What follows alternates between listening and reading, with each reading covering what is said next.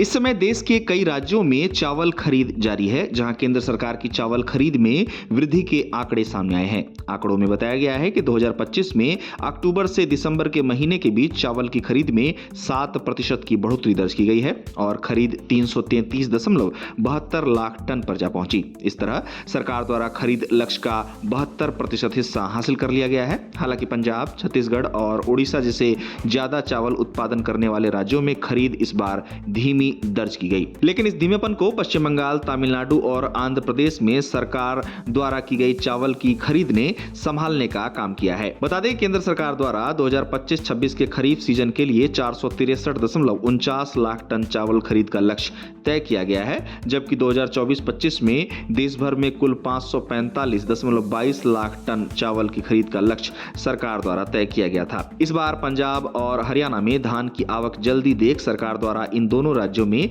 सितंबर के मध्य ही धान खरीद को मंजूरी दे दी गई थी। इस बार चावल खरीद को लेकर दक्षिण भारतीय राज्य तमिलनाडु से अच्छी खबर सामने आई, जहां चावल खरीद के मामले में सबसे ज्यादा तेजी देखी गई और सरकारी खरीद में 179% की बढ़ोतरी नजर आई। इस बढ़ोतरी के साथ ही यहां चावल खरीद की मात्रा 10.09 लाख टन पर जा पहुंची, जो पिछले साल इसी अवधि में केवल 3.62 लाख टन थी। इस तरह अन्य राज्यों की बात की जाए तो तेलंगाना में 27.3% की बढ़ोतरी के साथ चावल खरीद 35.96 लाख टन, आंध्र प्रदेश में 109.3% की भारी बढ़ोतरी के साथ खरीद 22.65 लाख टन पर पहुंच गया। वहीं पश्चिम बंगाल की बात की जाए तो यहां चावल की सरकारी खरीद में अक्टूबर से लेकर दिसंबर 2025 तक 10.27 लाख टन चावल खरीदा गया, जबकि आमतौर पर इन महीनों के दौरान यहां चावल की खरीद की मात्रा कम देखने को मिलती है। इस तरह यूपी में शुरुआती 2 महीनों में चावल खरीद के आंकड़ों में धीमापन देखने को मिला था, पर अब यहां खरीद की गति ने